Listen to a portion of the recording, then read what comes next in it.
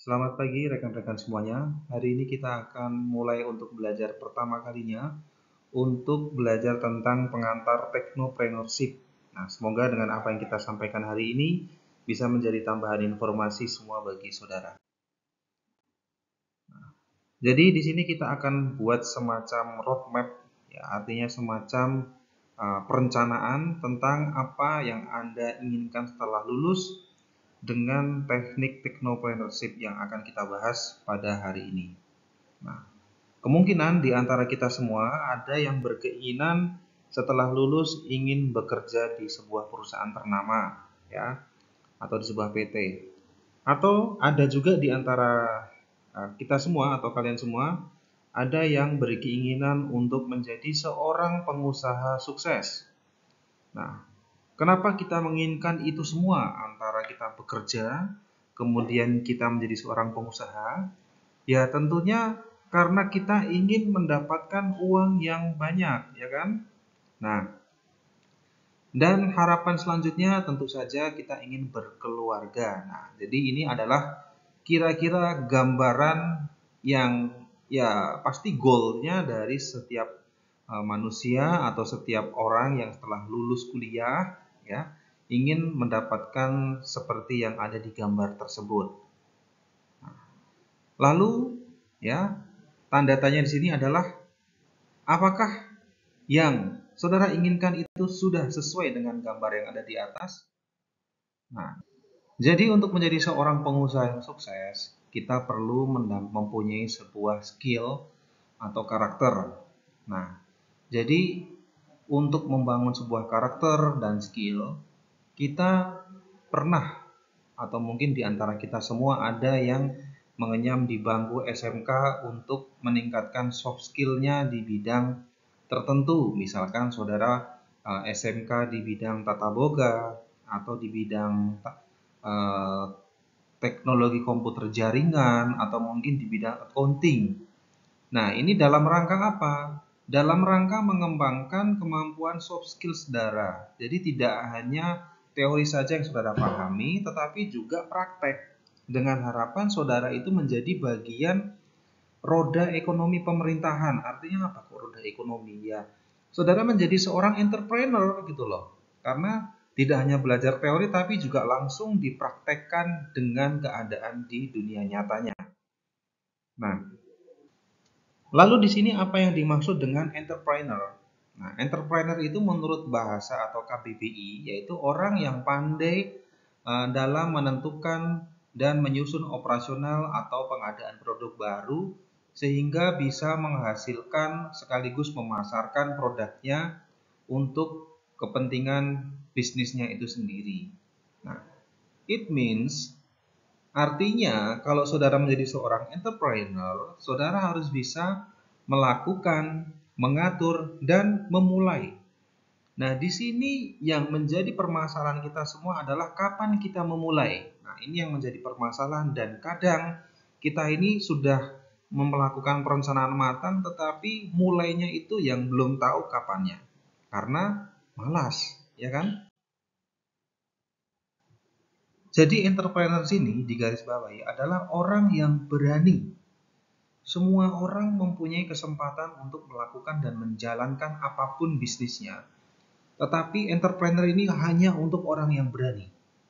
Bukan hanya berani untuk untung saja, tetapi juga berani untuk rugi. Karena tidak ada dalam kamus entrepreneur itu orang yang patah semangat. Gagal itu biasa, jatuh itu biasa, disaingi oleh pesaing itu biasa. Ya, yang tidak biasa adalah kita mampu melalui itu semua. Nah, maka dari itu seorang entrepreneur harus memiliki 3 kemampuan. Kemampuan membeli, membuat, dan menjual. Nah, pertanyaannya, kita ini jurusan accounting, Pak. Buat apa kita membeli, membuat, dan menjual atau menjadi seorang entrepreneur? Nah, saudara lupa bahwa kita adalah sarjana ekonomi, spesialisasi accounting. Tetapi apa yang akan terjadi besok saja kita nggak akan tahu.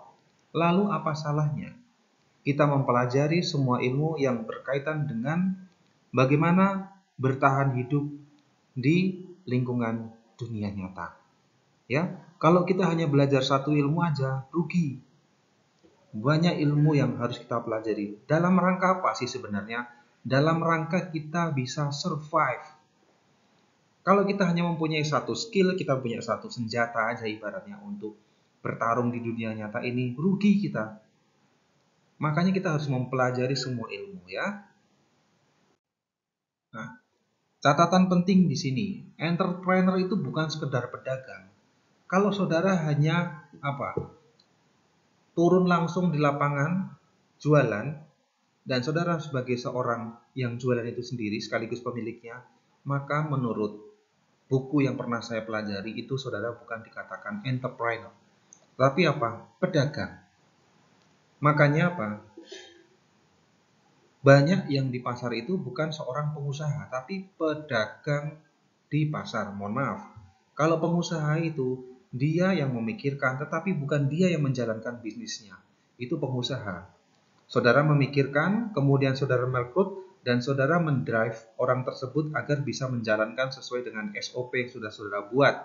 Maka itu adalah pengusaha atau entrepreneur. Maka entrepreneur itu berkaitan dengan mental, percaya diri, hingga ke moralitas dalam menjalankan usaha. Artinya kalau kita sudah terjun menjadi seorang entrepreneur, kita tuh harus mempunyai itu semua. Makanya entrepreneur itu hanya untuk orang yang berani. Nah, di sini kita akan belajar technopreneurship. Artinya apa? Kewirausahaan berbasis teknologi. Maka sebelum saudara menguasai teknologi, saudara harus bisa menguasai mental dari seorang entrepreneur itu sendiri. Nah, gimana caranya itu tidak bisa diajarkan di bangku perkuliahan. Saudara harus sendiri yang bisa menemukan clue-nya itu. Saudara yang bisa mengenali diri kita sendiri. Ya, bukan saya yang mengenali diri saudara, tapi diri kita yang mengenali diri kita sendiri. Mau dibawa kemana? Intinya itu satu, kita harus berani dan kita harus menjalankan itu tanpa nanti dan nanti. Nah, di sini karakteristik entrepreneur menurut beberapa pakar. Kita lihat dari keseluruhannya itu semua mengatakan bahwa entrepreneur itu adalah orang yang berpikir terus maju dan tidak pernah berhenti untuk berlakukan inovasi. Maka, kalau saudara perhatikan Indomaret dari sejak saudara lahir sampai sekarang, ya, itu inovasi yang sudah mereka lakukan itu sedemikian pesatnya. Dari dulu yang belum mempunyai coffee shop, yang belum membuka drive-thru, yang dulu belum membuat self-service. Jadi dulu itu Indomaret seperti apa, Pak? Indomaret itu dulunya hanya menjual makanan-makanan ringan dan makanan kebutuhan pokok. Itu era tahun 80-an. Ya, dulu tuh mereka hanya warung yang nggak ada bedanya dengan yang ada di sekitar kita.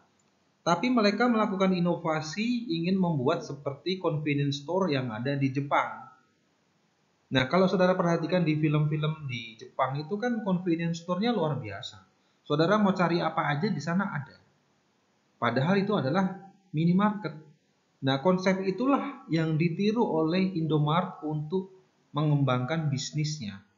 Maka di sini digarisbawahin, kalau kita berhenti untuk melakukan inovasi, maka kita sudah dianggap gagal dan kalah langkah dibandingkan kompetitor-kompetitor yang lainnya. Nah, di sini menurut McClellan, itu ada karakteristik entrepreneur yang memiliki NACH yang tinggi. Nah, NACH itu apa? Ukurannya apa untuk menentukan NACH-nya ini? NACH itu adalah seperti achievement yang menunjukkan seberapa besar jiwa entrepreneur seseorang. Jadi untuk menentukan ukuran NACH itu kita harus melihat seberapa besar jiwa entrepreneur kita ini keluar. Nah, cara menunjukkan jiwa entrepreneurnya itu gimana? Ya dengan cara kita selalu memikir jauh ke depan dibandingkan kompetitor. Jadi ibarat kompetitor belum memikirkan, kita sudah memikirkan terlebih dahulu apa yang akan terjadi setelahnya nanti. Nah, orientasi dari entrepreneur ini ada 5. Kita ambil contoh yang bersaing secara agresif.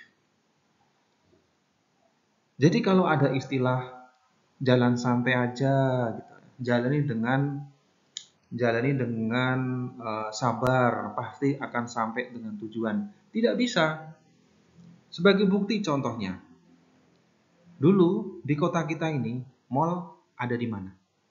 Lalu keluar mall baru yang ada di pinggir pantai, ya, BSB. Lalu mall-mall yang lama itu akan apa? Tutup, ya kan? Itu karena apa? Mall-mall lama itu tidak berpikir agresif ke depan, tidak dinamis, tidak memikirkan kebutuhan masyarakat itu selalu berkembang akan teknologi dan futuristik. Mereka sudah ada di zona nyaman. Oh, saya nyaman, nggak ada kompetitor. Semua orang pasti akan datang ke sini. Salah. Jadi kalau kita selalu berada di dalam zona nyaman, tidak agresif, tidak melihat keluar, maka tinggal tunggu waktunya saja. Kita akan kalah dan tenggelam. Itu sudah bisa dipastikan. Banyak bisnis-bisnis baru, startup bisnis baru yang tenggelam karena mereka apa? Tidak inovatif, tidak proaktif, dan tidak mau bersaing untuk lebih agresif. Karena apa? Karena mereka selalu berada dalam zona nyaman. Nah, itulah yang menjadi permasalahan dari apa? Dari pebisnis kita yang tidak bisa berkembang seperti masyarakat. Maaf, cuman contoh. Masyarakat Tionghoa yang selalu berpikir agresif dan tidak pernah puas dengan hasil yang mereka capai saat ini. Karena apa? Hasil yang dicapai saat ini hanyalah bersifat sementara. Jadi ada faktor-faktor internal individu yang berpengaruh. Nah, ternyata apa? Kita lihat kecerdasan emosional. Kecerdasan emosional itu bukan berasal dari pola didik, tapi dari bagaimana cara kita mengendalikan diri kita. Nah, itu bisa dipelajari. Ya. Dari mana? Dari yang terakhir itu, motivasi dan proses. Kita bisa menjadi apa saja, kita bisa seperti apa saja kalau kita mampu mengelola emosi kita. Jadi, dalam menjalankan segala sesuatunya, dalam mengambil keputusan segala sesuatunya, itu harus ada kecerdasan emosionalnya. Caranya bagaimana? Mau belajar. Jadi, technopreneur ini apa? Nah, technopreneur ini adalah pengembangan dari entrepreneur. Ya, entrepreneur yang sudah dibalut dengan teknologi. Nah, ini yang akan kita pelajari untuk selama 1 semester ke depan tentang technopreneur. Jadi, kesimpulannya, entrepreneur versus technopreneur. Kalau entrepreneur secara tradisional itu ya hanya mengembangkan bisnisnya berdasarkan jaringan lobby dan demokrasi pasar sasaran. It means itu hanya berdasarkan kedekatan saudara, berdasarkan lingkungannya. Ya, itu secara tradisional. Dan memang itu yang terjadi beberapa dekade yang lalu. Tapi untuk saat ini kita sudah berkembang ke arah technopreneur, yaitu membalut semua yang dilakukan entrepreneur tadi dengan teknologi. Kalau dulu jualan kita harus mempunyai toko fisik, sekarang enggak. Kita bisa berjualan menggunakan teknologi media sosial. Ya, kita pun bisa membangun minimarket hanya dengan memberikan sekat-sekat di dalam toko itu, seperti yang dilakukan oleh TikTok pada saat ini untuk membangun bisnisnya sehingga apa? Bisa menjaring seluruh konsumen dari seluruh yang ada di penjuru Nusantara. Baik, untuk pembelajaran kali ini kita cukupkan sampai di sini. Kita bertemu lagi minggu depan. Terima kasih. Wassalamualaikum warahmatullahi wabarakatuh.